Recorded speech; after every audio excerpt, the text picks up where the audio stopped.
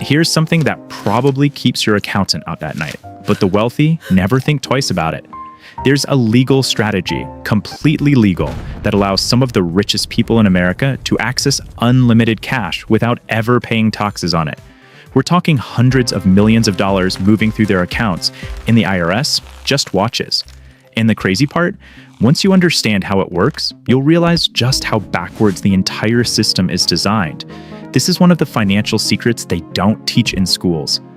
Let me set the stage with something you already know intuitively. When you make money, you pay taxes. When you invest that money and it grows, you pay taxes again when you sell. If you sell your house, you pay taxes. When you pass money to your kids, they pay taxes. It feels like you're being taxed on the same dollar 3, 4, sometimes 5 times over. The average person sees this as unavoidable. It's the cost of living, right? Wrong.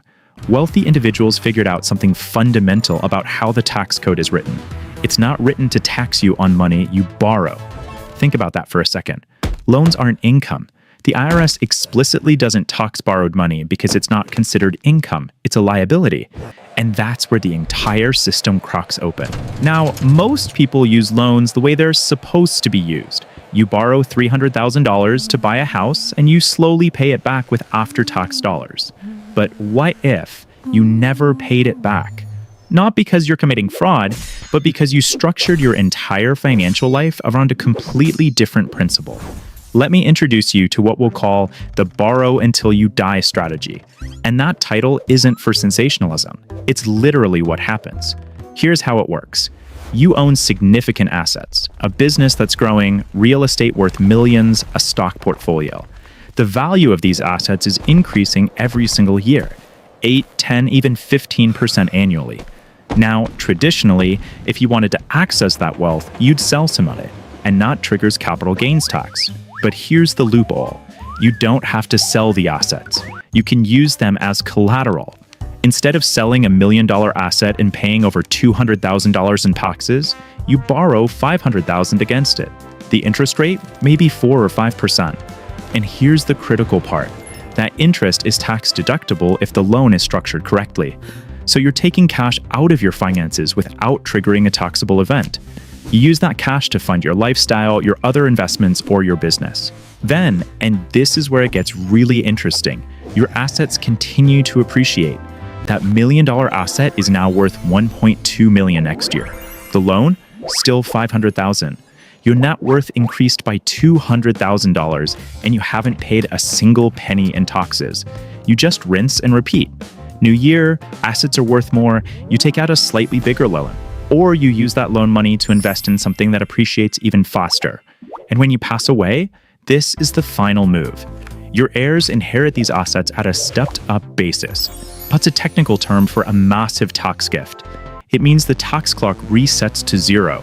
The IRS essentially pretends your heirs bought those assets the day you died, after new, higher price. All that appreciation that happened during your lifetime, wiped clean, tax-free. And the original loan? Often the estate just settles it by selling a small portion of the appreciated assets, which now have that higher value, meaning there's minimal, if any, tax burden. The person died having borrowed tens of millions of dollars, lived an incredible life, never paid income tax on any of it, and their family's inheritance came with a built-in tax shield. It's a system where debt isn't a burden, but a tool. A world where, for a select few, taxes are purely optional. So you might be thinking, this can't be legal. Where's the catch? Here's what most people don't understand about taxation in America. The tax code isn't designed to prevent wealth. It's designed to tax income. Income is your salary, dividends, capital gains when you sell. But borrowed money, that's a liability. It's money you owe. You can't tax someone for being in debt. That would be absurd. So the wealthy structure their entire lives around this distinction. They own assets, the assets appreciate in value, they borrow against those appreciating assets, and because the loan itself is an income, there's no tax event. Is it aggressive? Absolutely. Is it available to everyone? Not really. Banks won't just lend you $100,000 against a house unless you have significant equity. They won't lend against a business you've only owned for 2 years. They need stability, predictability, and assets that hold value. The strategy works best for people with substantial assets, the perception of stable income, and a long investment timeline. For a billionaire with a $5 billion business, they can borrow billions against it. For someone with $100,000 in stocks, the mechanics are similar, but the lender's requirements are far stricter. And this raises the ethical question nobody wants to touch. Is this fair? The system essentially creates two tax codes, one for people who earn income, where the middle class pays their taxes, and one for people who own assets, where they can borrow against appreciation indefinitely. But before you think this is a magic bullet, let me be crystal clear about the real vulnerabilities. First, the debt is real. You're not avoiding debt, you're deferring it. Eventually, that loan comes due.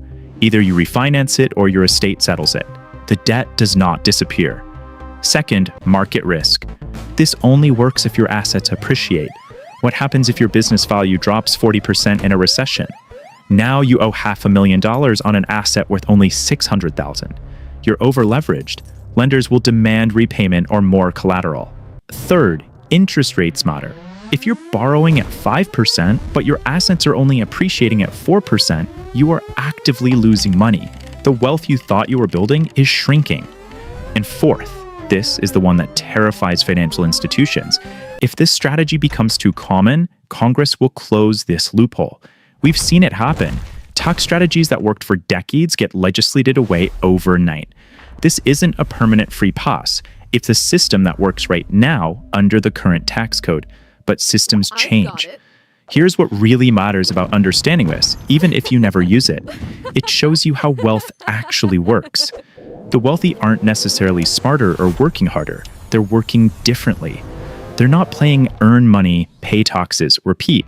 They're using the structure of the rules themselves as their wealth-building engine.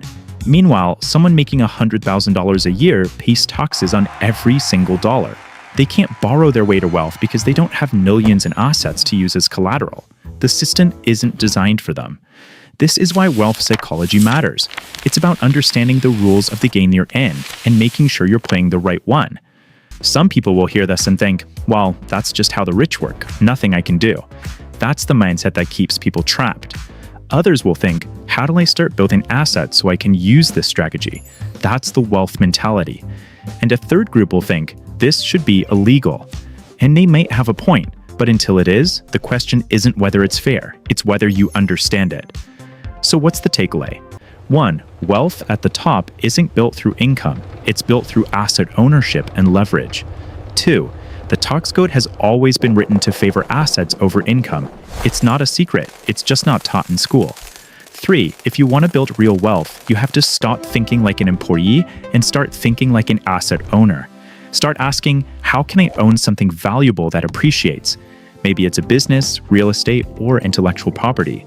The path forward isn't a 5% raise. It's building assets that compound. The financial system most people learn is incomplete.